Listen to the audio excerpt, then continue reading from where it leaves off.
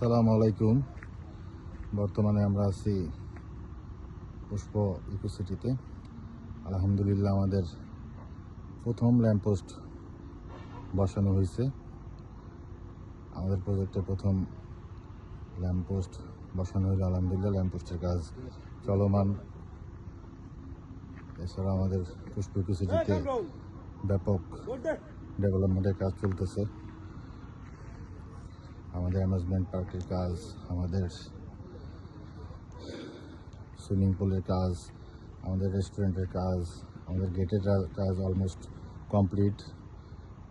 আমাদের অফিসের সামনে একটি শেডের কাজ অলমোস্ট কমপ্লিট এবং অফিসের ভিতরে যেই রিফার্নিশডের কাজ ছিল সেগুলো কমপ্লিট। পাশাপাশি আমাদের স্যান্ড ফিলিংয়ের কাজও চলছে। আলহামদুলিল্লাহ ডেভেলপমেন্টের কাজ আমাদের অগ্রগতির সাথেই চলতেছে। ইনশাল্লাহ এভাবেই চলবে।